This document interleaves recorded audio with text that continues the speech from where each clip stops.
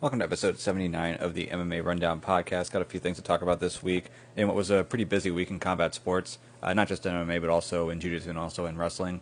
But we'll start off with MMA and pretty much go through MMA first. So we'll start with Cory Sandhagen winning over Marlon Moraes in the main event at UFC Fight Island 5 with a spinning wheel kick, knockdown, and then finished up with a ground and pound to get the win.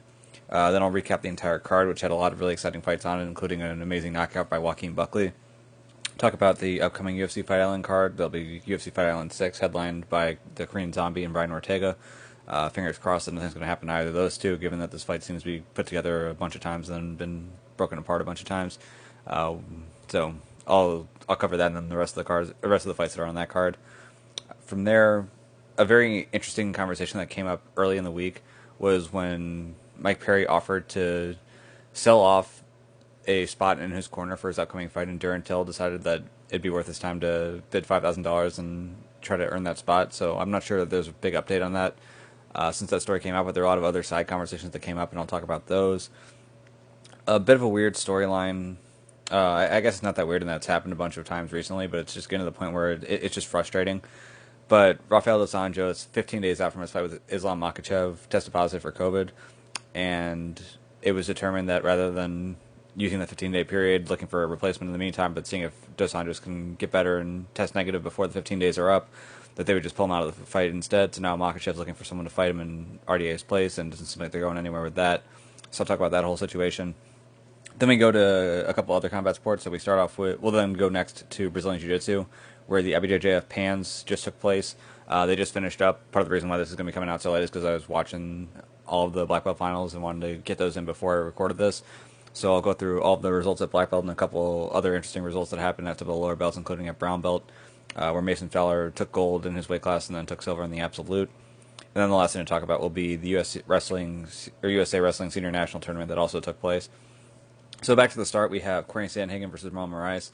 This fight wasn't necessarily that surprising in how it was going, at least in the first round. I kind of figured that Sandhagen would be trying to fight from the outside, pick Moraes apart. Moraes has had some issues in some recent fights where he gets tired towards the end of the fight.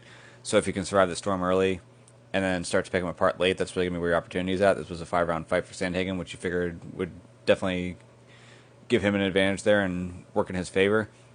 Did very well in the first round, was able to pick Moraes apart from a distance, didn't take too much damage. Moraes exploded at him a couple times, but wasn't all that successful. And so it looked like this was going as planned for Sandhagen. He was going to work his way through the fight, continue to chip away at him. If he can win those early rounds, great. If not, at least tire out Marlon Moraes. But he did win that first round. So I figured give it a couple more rounds, and then we're going to start seeing a real attempt to go for a finish. But early in the second round, clips Moraes, gets him swelling underneath Moraes' eye. And then you can hear him say that he broke his orbital bone. No, we don't have any confirmation of that. We'll actually have to figure that out. Everyone's just assuming because Cory Sandhagen said that that's actually the case. But either way, Moraes was definitely hurt from that punch. And then from there, Sandhagen was coming in for the kill, went for a spinning wheel kick. I was able to land pretty much with his calf on the top of the head, but it still looked like it hit Moraes in a way where Moraes wasn't expecting. Definitely knocked him off balance, and while he was on the ground, Sandhagen was just throwing a lot of heavy shots. Moraes blocked a few got through. Looked like he was still kind of fighting through, but at the same point, he just got dropped with a spinning wheel kick. He had some time to work on the ground, really wasn't improving position all that much. So really can't be that upset with the way that it finished up. He did have a complaint saying that he felt like, and by he I mean Moraes had a complaint saying that he felt like the stoppage was a little bit early, but with that being said, I don't think that was the stoppage. That was all too bad, and he had a chance to recover, he had a chance to try to improve position, really didn't do so, so I wouldn't be that upset, or I personally am not that upset by it. If Moraes feels like he could have been given a little bit more time, okay, whatever. I mean, he wasn't knocked unconscious, but at the same point, he wasn't doing a great job improving position after he got knocked down. So big win there for Sandhagen. Probably the biggest winner in all this is going to be Aljamain Sterling, and that had Moraes come out and gotten a really dominant win, especially an early knockout, then Moraes' one loss would have been to Cejudo, who's currently out of the title picture. He had a very dominant win over Aljamain Sterling, even though it was a couple of years back. So if anyone would have an argument to steal that spot from Sterling, it would have been Moraes had he had an impressive win. By having Sandhagen get that win, Sandhagen is coming off of a loss to Sterling, and a pretty quick loss at that. So it pretty much solidifies that Sterling should be the contender. The only question that's out there right now is why hasn't the UFC made this fight yet, and what's the holdup right now? On Twitter, it seems as though Jan is into the fight. It seems as though Sterling's into the fight. It seems as though the UFC's into it. The one thing that could ruin it at this point would be if Henry Cejudo decided that he wanted to come back after all. And if he does, then you would definitely have to give him a title shot next. So the fact that they haven't made the fight yet is interesting to me. Cejudo is always talking as if he's like ready to step in at any second, so it's not as though there's like anything new from him that leads me to believe that he's going to do that. But it does seem as though that's something to watch for in the future, where if this fight still hasn't been made, it seems like at this point the only person who should be leapfrogging Aljamain Sterling would be Henry Cejudo. Just watch for that in the future. I don't know that's going to happen, but it is interesting. But Cejudo this week also was posting a picture in front of the Olympic rings and saying that he's going to go back and try to become a two-time champion, which would be him implying that he's going to be going for the 2021 Olympics, probably at 57 kilograms, which would be kind of tough for him. He had a lot of trouble making 125 in MMA with the day before weigh-in. He's not going to even have that much time if he's doing it for wrestling.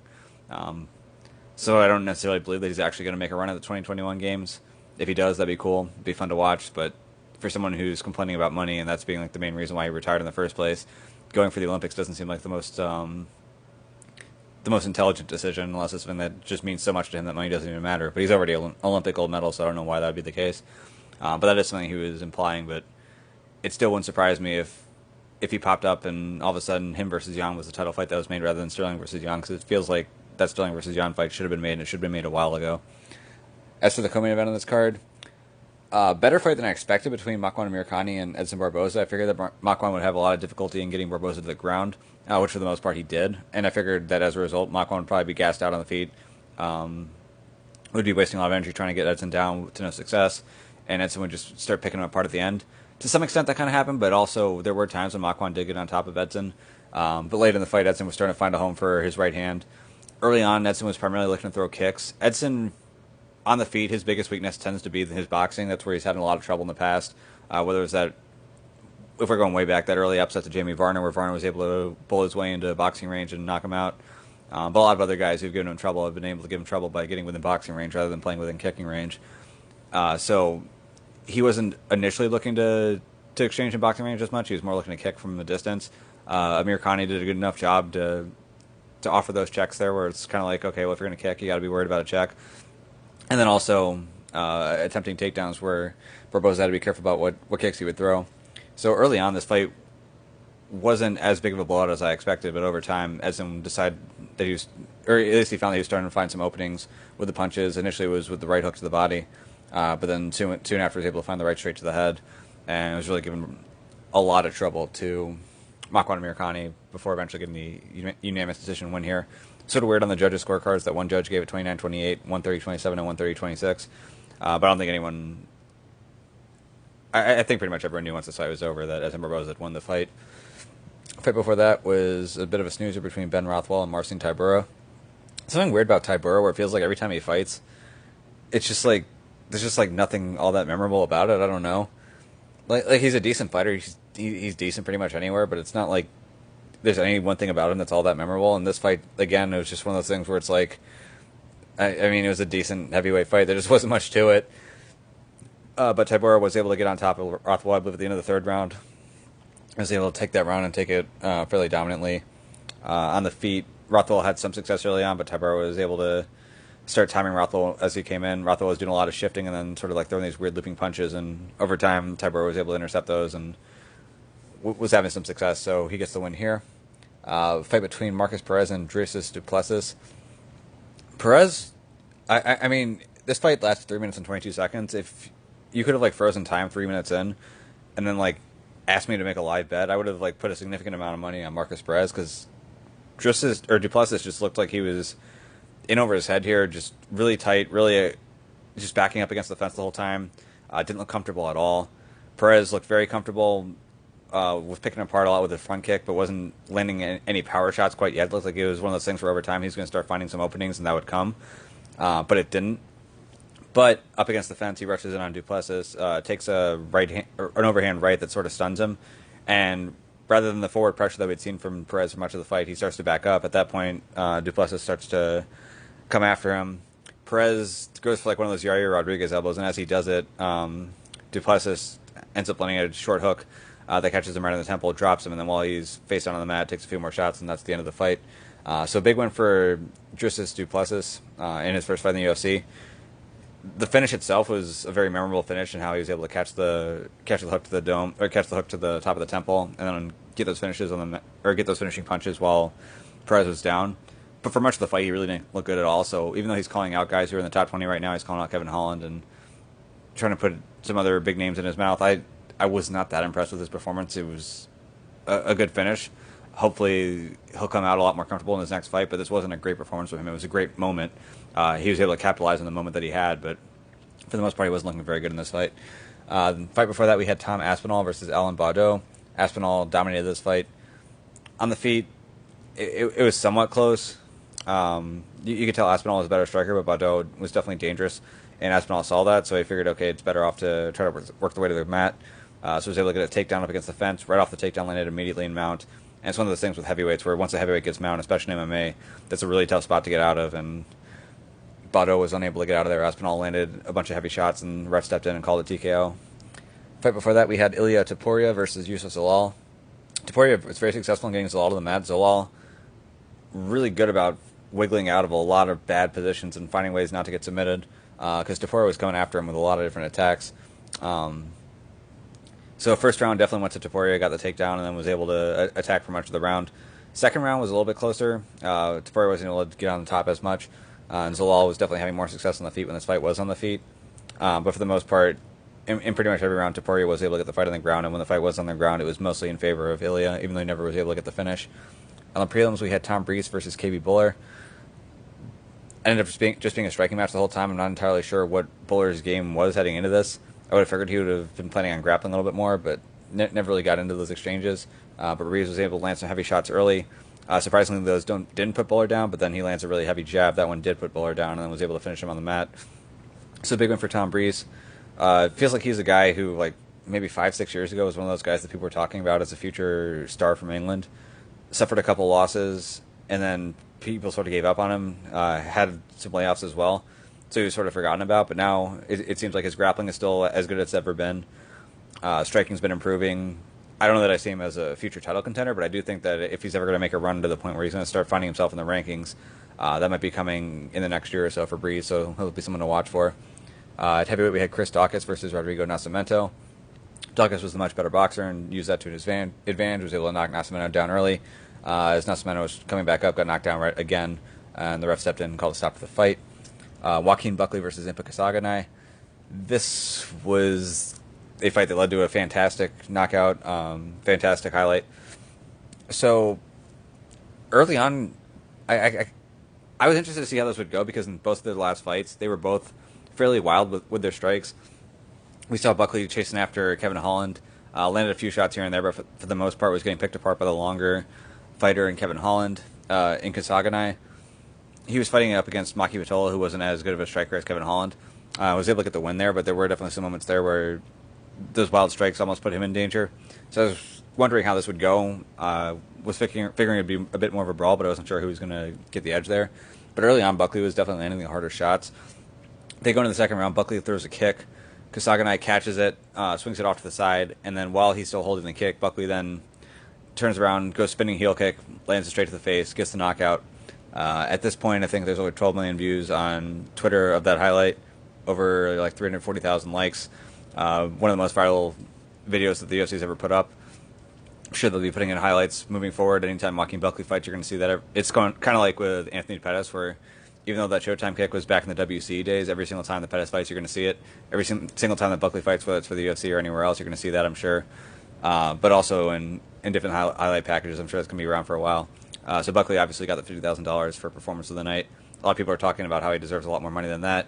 I wouldn't be surprised if the UFC is giving him more than just the $50,000. We don't know the exact number that's going to be, but it's also one of those things where it's kind of like, well, how do you judge how much he really deserves for the knockout? Like, are we putting monetary value on every single time it's viewed on Twitter? Like, how many views is worth $1, for example? Like, I don't know that we have an exact number there, so there's a lot of people who hate the way that the UFC pays their fighters, and immediately it's like using this as a way to attack them, where it's like, oh, well, he's only getting $50,000. Wow, the UFC's getting all this free exposure. He deserves so much more. I'm sure that the exposure that he's getting is worth more than that the UFC is getting here is worth more than $50,000. It's just in terms of trying to put a number on it. Not exactly sure what that number is, and again, we don't know what the UFC is going to be paying him on the back end outside of that $50,000 bonus, but I'm sure he'll be making more than just the 50 grand, especially that Dana White was talking to him after the fight and during his interview. Fight before that was Tony Kelly versus Ali Al-Kaisi. Both of these guys had some pretty close submission attempts, especially in the first round. Al-Kaisi had a pretty tight guillotine that Kelly was able to get out of. Kelly had a nice triangle armbar where the armbar attack definitely had bent Al-Kaisi's arm the wrong way, but Ali was tough enough to hold through and was able to eventually get out.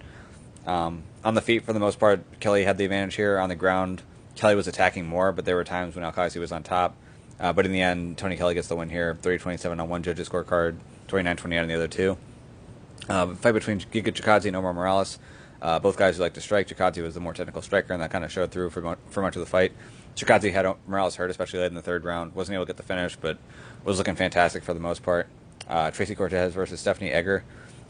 Egger's name was a familiar one to me. I didn't know where I'd heard it before. Apparently, she actually did compete at ADCC. Didn't look like it in this match at all. Cortez was able to take her down at times.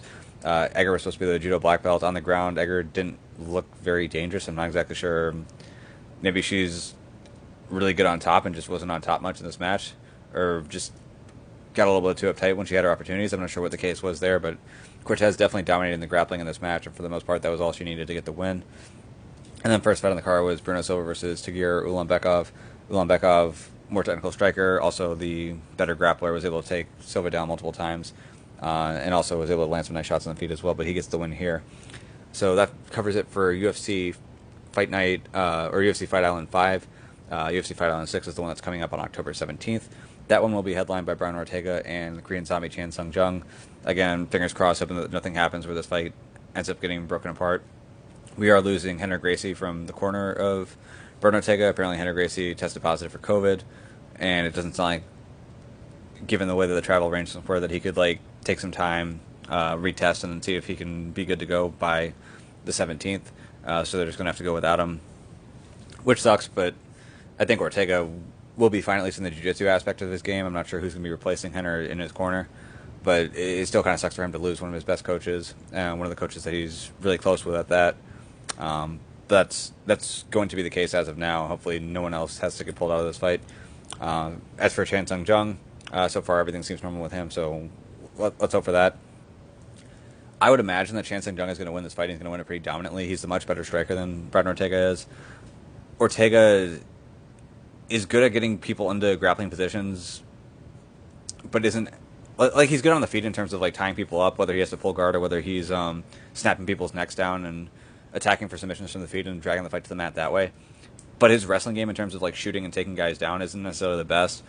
And in this case, is it possible that he's going to be able to tie up Chan Sung Jung, snap his head down, and catch him or something? It's possible. Brian Ortega was able to become undefeated doing just that part of the Max Holloway fight.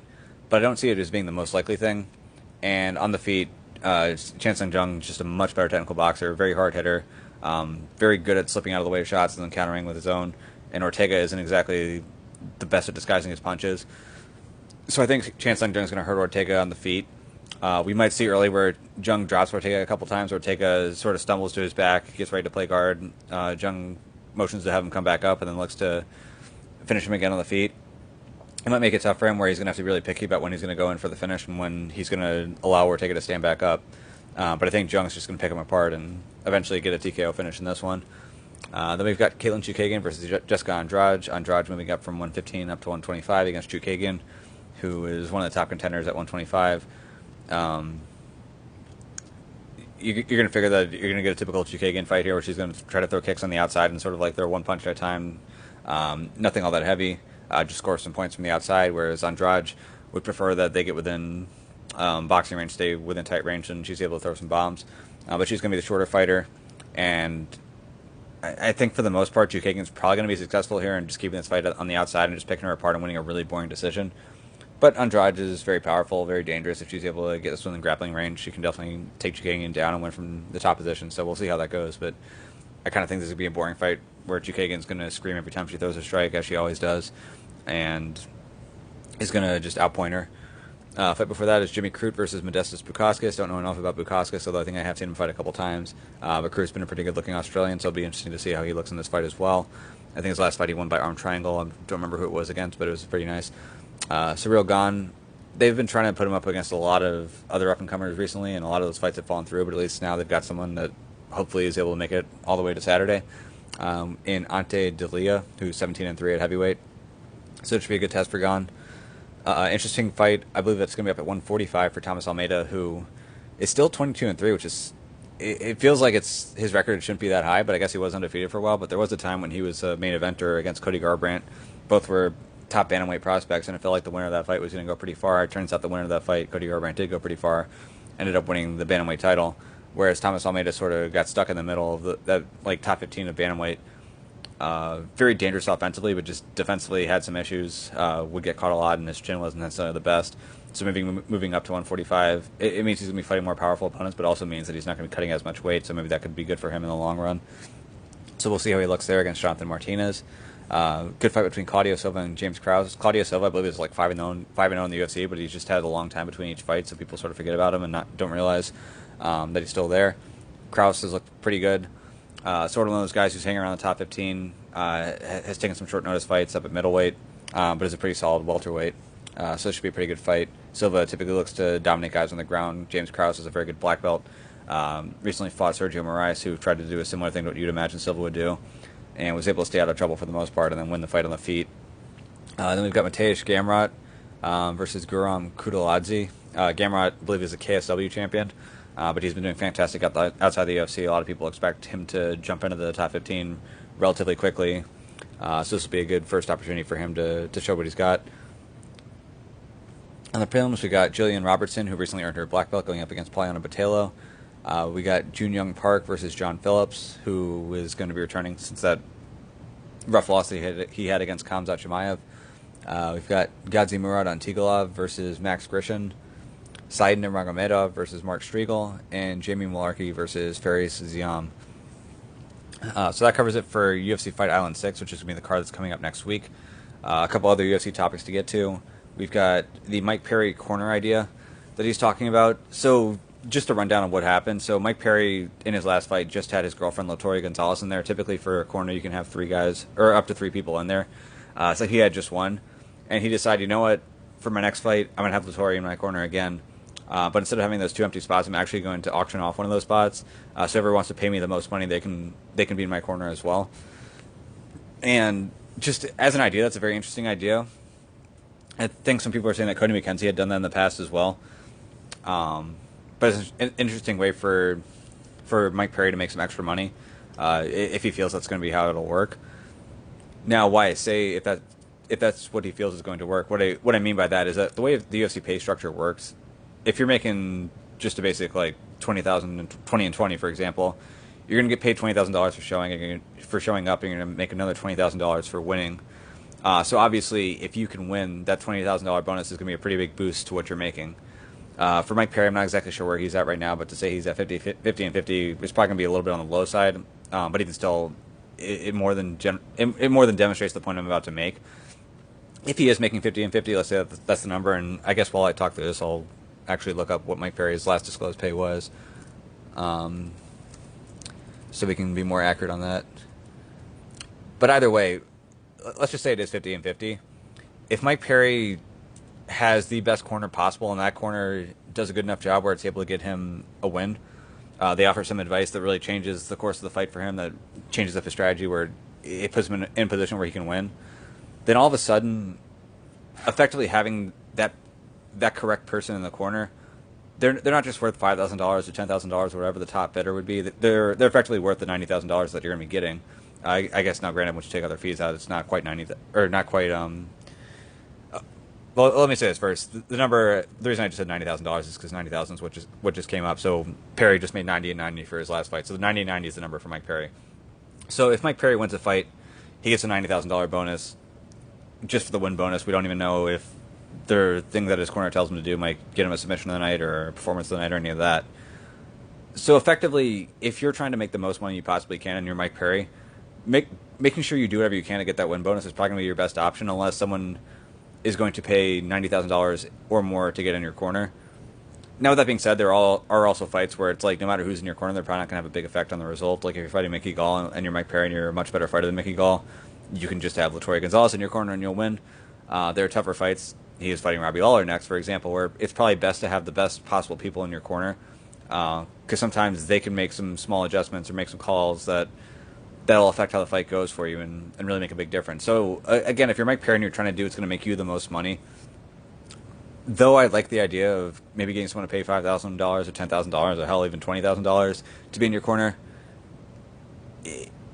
if you don't win and there was something that someone you could have had in your corner who's more qualified to be in there, that if there's something that they could have done to help you win that fight, but they weren't there because you had someone who paid $10,000 in their place, in the end, that's a net loss of $80,000. So you got to be careful about doing this. I understand that people like to look at it like, oh, he's just getting $5,000 free, or he's getting $10,000 free, or he's getting whatever the top bidder offers him.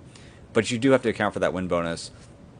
And although there can be plenty of cases where the corner isn't going to be the difference between the winner or the loss on the night of the fight, there are cases when that is the case, and you don't want to lose that win bonus because it's going to be bigger than the amount of money that you're going to get paid to have some rando in your corner. Now, with that being said, if there are going to be 3 spots in his corner, maybe he does have like a really good general mixed martial arts coach. He has whoever the random person is, whether that's Darren Till or someone else, and then he has Latoya Gonzalez, and maybe he's just fine. But generally speaking, doing everything in your power to put yourself in the best position to win is going to be the best way that you can go about making more money in the UFC. So, as a general rule, I think that's something that should be considered here for Mike Perry. I know a lot of people are saying, wow, what a great entrepreneur, what a great business spirit. What a smart move. I think the jury's still out on that one, whether or not it's the smartest idea ever. Now, as far as the idea of Darren Till being in his corner of all fighters, I think that's an hilarious idea. Apparently, these guys were actually pretty cool with each other a few years back. But Darren Till's a bit of a trash talker, and Mike Perry has fairly thin skin. So, at some point or another, Darren Till got under Mike Perry's skin, and now the two of them don't exactly like each other all that much. I think from Darren Till's side, he just kind of has fun with it, and he doesn't have any personal animus towards Mike Perry, but Mike Perry definitely has personal animus towards Darren Till. So it doesn't seem as though it would make the most sense for Darren Till to be in the corner. I think in Mike Perry's case, if Till is the top bidder, he'd probably rather give Till his money back and just go to the second highest bidder instead.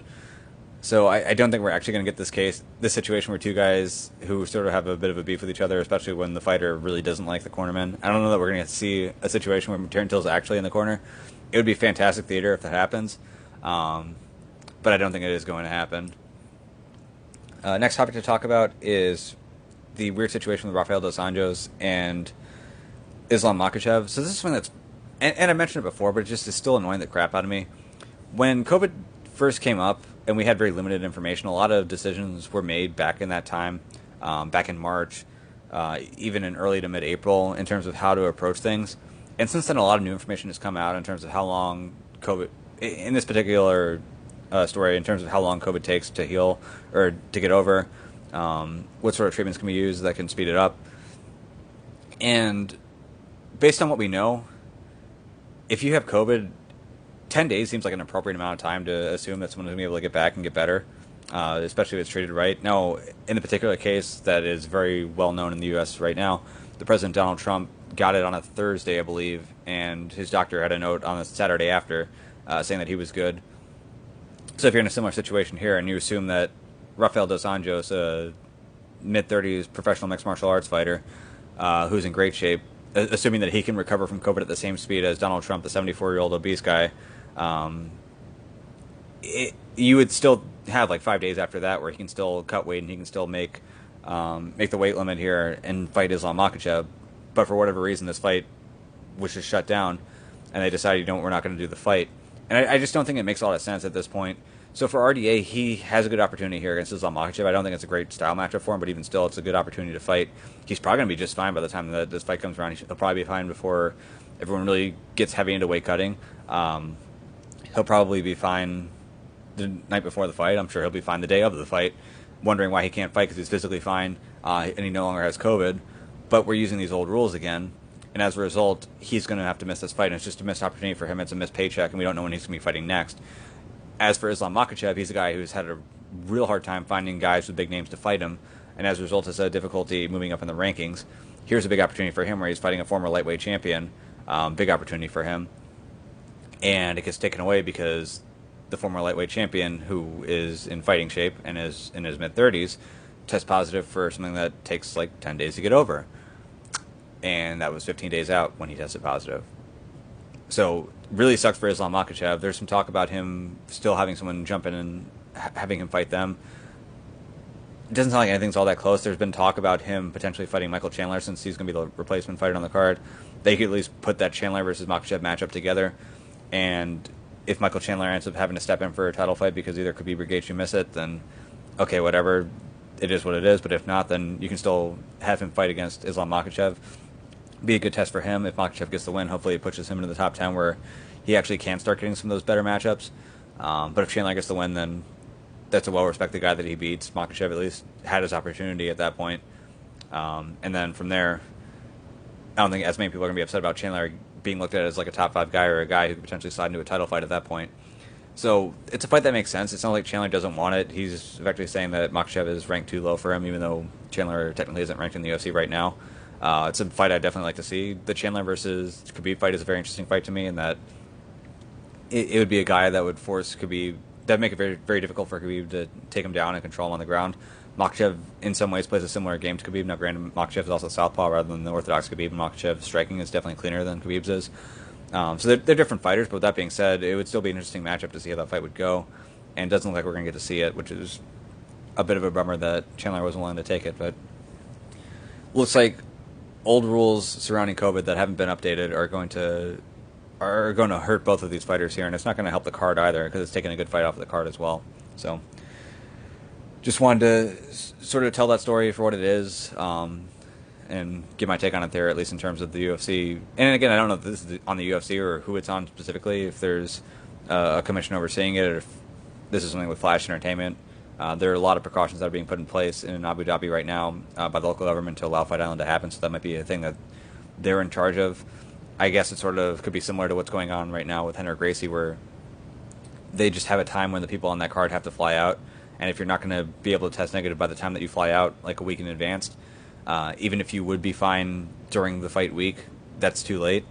Maybe that's the thinking there, but it just feels like this is a fight that should not have been taken off the card. It's a fight that probably we're going to be feeling stupid when both of them are perfectly healthy the night of the fight, but they couldn't have the fight because 2 weeks ago one of them, how it effectively was a bad cold, and we don't even know if that's how RDA feels right now. I don't even know if he's asymptomatic, if he's got a bad cough right now, if he can train, like where he's at with that.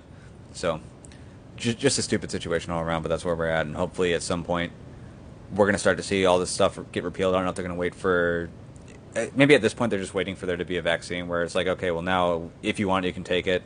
At this point we're free to go back to normal, and that's just something that everyone's waiting for. I know in a lot of places there was talk of this being like a 2-week thing and then we can go back to normal life, and we just haven't, and maybe that's what the holdup has been. So once there is a vaccine in place, everyone can be like, okay, well now if this is what you need to feel comfortable, go ahead and get it, but now we can actually use this as a reason to go back to normal. But either way, it just feels stupid that this fight's being taken off the card. I've said this like 3 or 4 times. Don't need to say it again. That's my point. On to the next topic. So next topic is going to be the IBJJF Pans recap. Before I get into the recap, just a brief note. That's sort of could tie into MMA. Maybe yes, maybe no. But the IBJJF is the biggest tournament in Brazilian Jiu-Jitsu. Their gi championship is the premier gi championship. If you win IBJJF Worlds, then you can effectively call yourself a world champion. Like if I win a Nago World Championship in the gi, no one's really going to call me a Brazilian Jiu-Jitsu World Champion. If I win an IBJJF World Championship in the gi, then people will actually consider that. In no gi, for the most part, people look at ADCC as the premier championship. I agree with that. IBJJF does a no gi championship as well. People still acknowledge those. But for the longest time, reaping has not been allowed at these championships. Heel hooks have not been allowed at those championships, which is really bizarre given how prevalent heel hooks are in other no-gi tournaments and in other no-gi shows. And it looks like after a long time, the IBJJF has finally come to their senses, and they're going to be allowing reaping, and they're also going to be allowing heel hooks in the brown and black belt divisions. So from a competitive standpoint, it definitely is going to make those tournaments more meaningful to win, given that being able to win a no-gi championship where heel hooks and reaping isn't allowed. I mean, it still requires very good jiu-jitsu to do that, but it's just not. It's a weird asterisk to have. Also, there are a lot of gyms out there, and some of these gyms also are gyms where MMA guys train at. Some of them are MMA gyms themselves. They really like to focus on IBJJF rules and try to prepare their athletes and prepare their fighters for IBJJF tournaments because that's considered the premier championship.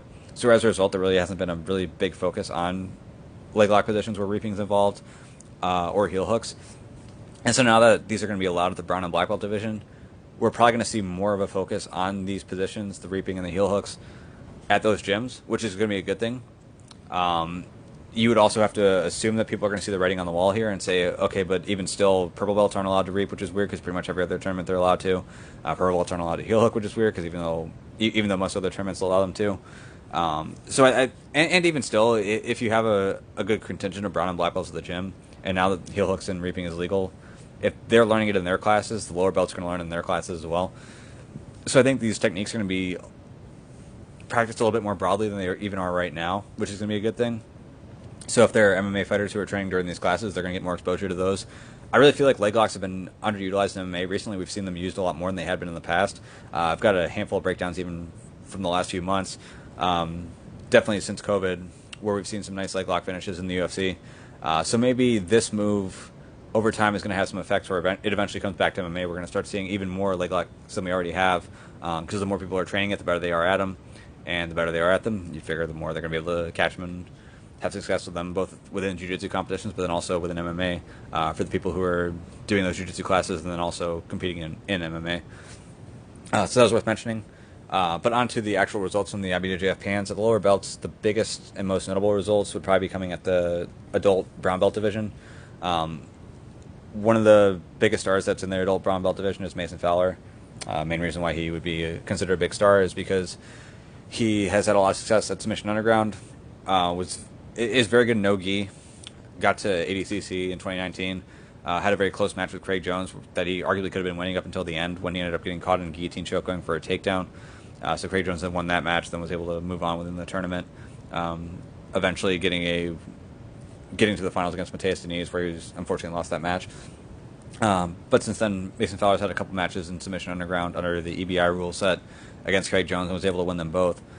And as a result, is now the EBI champion and will be defending that title against, I believe, Satoshi Ishii in their next event in December. But because of the success he's had in Submission Underground, he's definitely gained a name here. Still has his brown belt, although I'm sure that won't last for a whole lot longer. But in his division at brown belt Pans, was able to win there and take gold. Got to the finals of the Absolute prior to losing to Andy Murasaki, which was a very surprising result. Not to say that Murasaki isn't good. Murasaki won the lightweight division and looked fantastic doing so. But again, as I just mentioned, Murasaki won the lightweight division, which is like 168 pounds with your gi on, so around 165 pounds. Mason Fowler, a much bigger guy, over 200 pounds, going against Murasaki. Fowler definitely had the edge on the wrestling, but Murasaki was definitely more technical on the mat. Very good from top. Fowler had initially pulled guard and was trying to work his way up. Did get a sweep early on, but great guard passing technique by Murasaki. Was very, very heavy from top, even though he was just a lightweight, but very good with his weight distribution. Eventually was able to get a guard pass.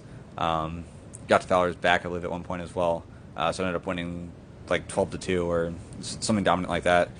So you figure with both of these guys, they'll be moving into black belt fairly soon, and once they do, they'll be tough guys in the draw in those divisions. They're going to be giving a lot of guys problems and may even advance pretty far. There were a couple of people who recently got their black belts who won black belt Pans, and I'll get to them eventually. So it'll be interesting to watch for those people. Tynan Dalper was another one to mention from AOJ, but he also was able to get a big win in the brown belt division and got promoted to black belt on the podium. But in terms of this tournament as a whole, if you aren't familiar with Pans, in a way, jiu-jitsu sort of treats it in a similar manner to how tennis treats it, where with tennis there's like a Grand Slam where there's like 4 major tournaments. Now, in tennis, it's not as though there's like 4 major tournaments and then a world championship on top of that, or at least the world championship that they have, no one really cares all that much about. It's like the ATP finals, like the top 8 guys go. But people are much more interested in whoever wins Wimbledon than whoever wins the ATP finals. But in jiu-jitsu, there are like 4 main tournaments that people look at as the major ones. So there's the Europeans, there's Brazilians, there is Pans, and then there's Worlds. So this is one of those Grand Slam tournaments where a lot of the best people come out. Now, with that being said, it was in Florida. A lot of people who lived in Brazil or who lived in Europe were not able to fly out to Florida and get into America for this. So we didn't exactly get like the full roster of guys that you typically would see at a Pans championship, but we still did get a lot of high-level grapplers here. So we got a lot of really good matches. So as far as results go at black belt, I'll start with rooster weight, which is trying to think what their number is. It's probably somewhere like around the 125 range, but it's sort of like the flyweight for Brazilian Jiu-Jitsu. But Lucas Pinheiro was able to win the finals here against Francisco Borges in the 141.5 light featherweight division. Again, these weights are with the gi on. We had the first of the people who I was just talking about who recently got promoted to black belt who are having immediate success with Josh Cisneros winning this tournament. I believe there were 15 different people who were signed up for this tournament. So he had to get 4 wins to win a championship here. And not only did he get 4 wins, but he got some wins over some really big guys here. So won his first match against Joao Figueiredo, not the biggest name, but he had to face the number 1 seed as a result in the quarterfinals.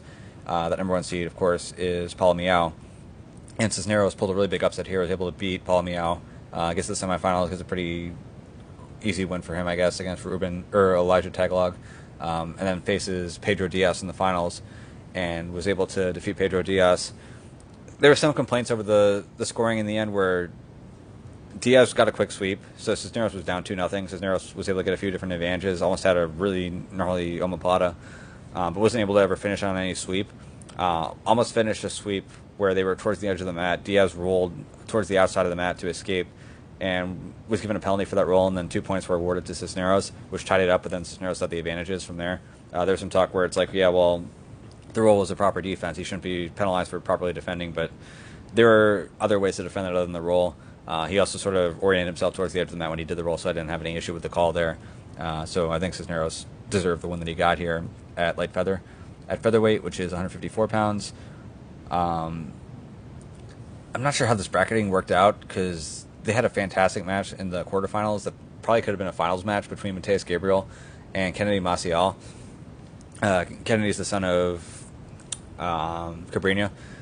Also has had a lot of success at ADCC. I believe he finished second at the recent ADCC. He has a lot of success in no-gi. He's pretty good in gi as well. But he ended up losing to Mateus Gabriel in the quarterfinals. Then Mateus Gabriel ended up beating Richard Nogueira to get to the finals. On the other half, we had fantastic performance from Thiago Augusto. He gets all the way through the finals. Had to knock off Gianni Grippo in the process to do it. Also have to knock off Samuel Nagai, who had a surprise upset over Isaac Doderlein on the way there. But in the end, Thiago Macedo ends up getting the win over Mateus Gabriel in the finals. Very, very close at the end. Mateus Gabriel just had to come up on a sweep to get the win. Nearly gets Macedo's back. While he was on the back, rather than going for both hooks to get the back points, goes for a choke from the side. It's sort of like a modified bow and arrow choke, it looked like. Wasn't able to get enough pressure on that choke to get the finish. Tried to switch to an armbar at the end. Ran out of time. So Macedo, barely by the skin of his teeth, is able to get the win here and beats Mateus Gabriel and wins the featherweight division. Up at lightweight, I believe this one is like 167, 168, somewhere in that area. Top half of the bracket, Jonathan Alves just had a fantastic performance. I believe he was at featherweight the last time that he competed in the gi. But he's been growing recently. He's still a pretty young kid. I think he's like 20 or 21. But he had a pretty big opportunity against Jonatas Gracie. Was able to get a huge win there on his half of the bracket in that semifinal. On the other side, Michael Guerra did really well. Was able to beat Renato Canuto in the semifinals there. So he goes to the finals, faces off against Jonathan Alves, and Alves was able to pull guard first, got the first sweep, and then was able to stay ahead on the score. Ends up winning by a score of 4-2. Next weight class up is middleweight. Not exactly sure what weight this is at. Probably think somewhere in the low 180s.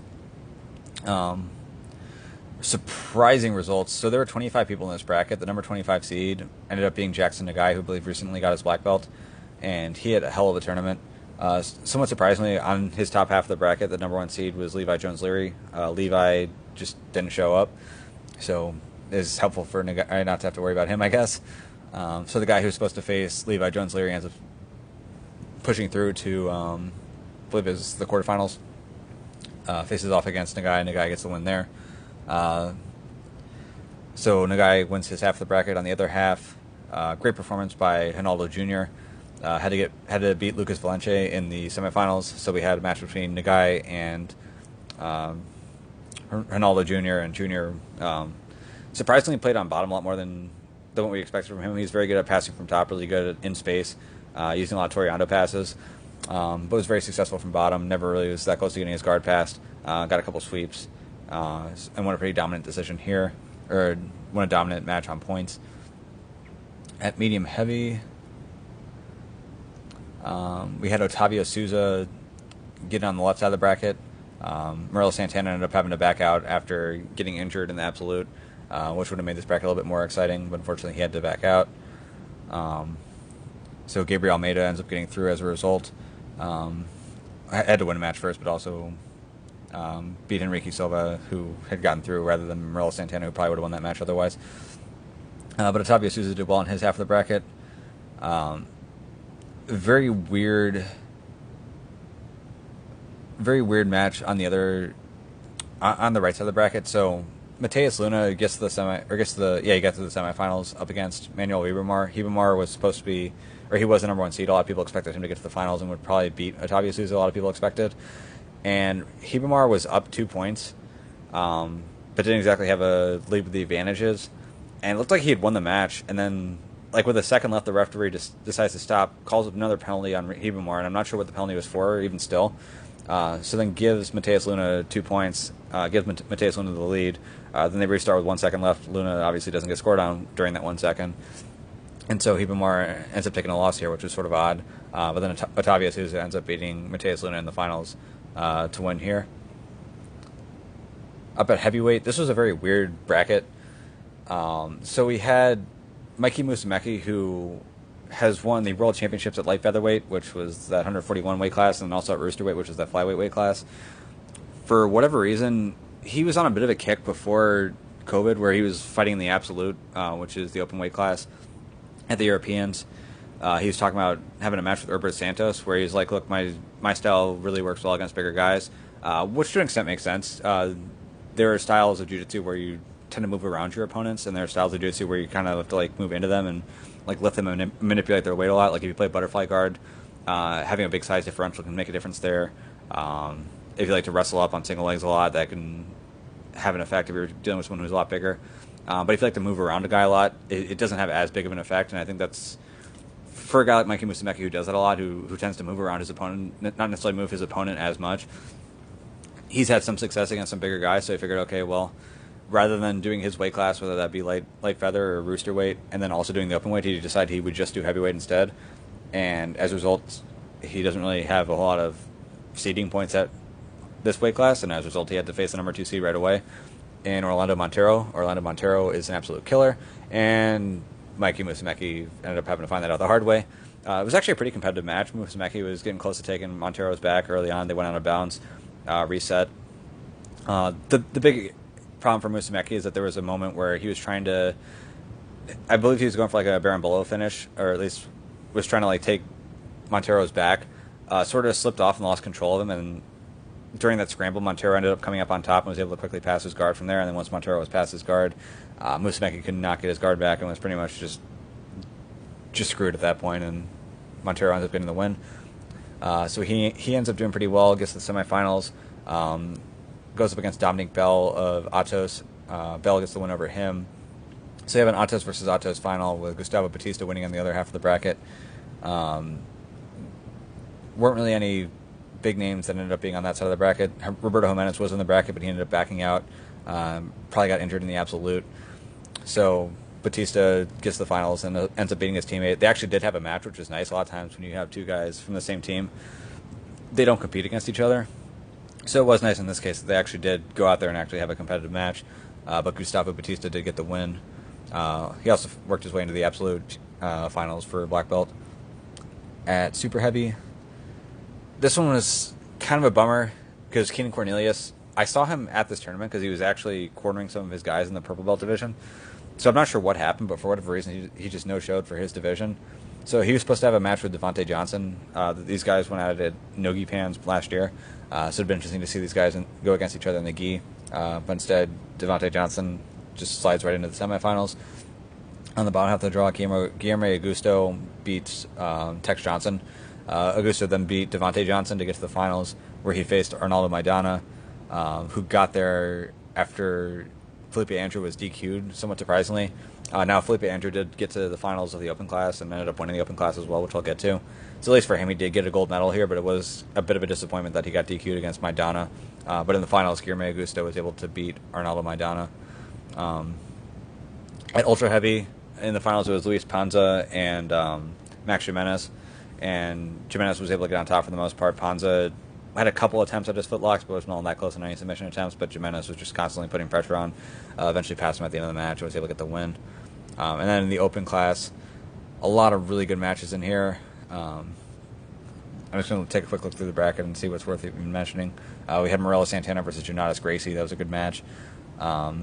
He was able to get all the way through to the semifinals against Felipe Andrew, where Santana injured his rib and was still able to gut it out and fight through that match, but ended up losing eventually to Felipe Andrew. We had Roberto Jimenez versus Felipe Andrew, which was a good match. Felipe Andrew was able to catch an ankle lock on Jimenez, which probably took Jimenez out of his weight class. So some good matches there. On the bottom half of the bracket, let's see, Gustavo Batista ended up making it all the way through to the finals, including a win over Max Jimenez, who won the ultra heavyweight title. That was a pretty great showing for Batista. I think outside of that, it was interesting that Devontae Johnson and Guillermo Augusto had a match. Guillermo Augusto won that match in the weight division, and he ended up winning the weight division as a whole. But in this match, Devontae Johnson actually got the win over him. So that's also an interesting result worth mentioning. But again, in the finals, Felipe Andrew versus Gustavo Batista. Felipe got close to passing Gustavo's guard. Gustavo was on bottom for the whole time. Gustavo is an excellent guard passer, so he didn't really get an opportunity to use that in this match. But then your pass attempt was enough for Felipe Andrew to get the win here and win the Pan Championships. On the women's side, there were some good results as well. I'm not going to go through all of them. But a few of the big names, like Gabby McComb, she won. Tubby Alquin, I believe, also won her division. Really good match at middleweight between, I'm trying to think what her name is, girl from Atos. Let me just get a hold of that real quick. But point being, there were a lot of really good matches in the women's division as well. A lot of really good girls from Brazil who weren't able to make it out, unfortunately, but we still got to see a lot of really good matches. But that middleweight match I was thinking of was Rafaela Guedes. She did really well. She also got to the finals of Absolute, but she had a match with Claire North, which was a pretty fun match. Had a couple opportunities where she was getting close to passing, wasn't able to do so. Claire, pretty much whenever she opened up offensively, was getting pretty close to sweeping her and getting ahead on the points, but wasn't ever able to finish. Sort of put herself in a bit of a position where she was a little low on time. She had to get a sweep. Rafaela just had to stay on top, and as a result, Rafaela was able to get the win. So a lot of fun stuff from fans. It'll be interesting to see where we go from here, if they're going to announce anything with the World Championships, if they're going to do anything like that, if they're waiting for a vaccine and what the idea is there. Because again, it makes a little more sense to have Pan Championships and have people from other parts of the world not being able to fly in, and it's just like people like within the American continent are competing. But for the World Championships, that'd be a little bit tougher to have to do. So we'll see what the IBJJF wants to do about that. They are going to be doing Nogi Pans in November, I believe. So another Pan American tournament, but we'll see if Worlds are coming up anytime soon. But that'll definitely be something to watch for. Final topic to talk about is wrestling. So they also had a pretty big tournament in Coralville, Iowa, which is a neighboring town to Iowa City. So pretty much right by the campus of the University of Iowa. But they had, I'll just go through the results of the freestyle brackets, or at least go through the finals. So 57 kilograms, they had Vito Rujao versus Dylan Ragusin. Vito was able to win this match pretty easily, 13-3. At 65, Andrew Lirez versus Evan Henderson.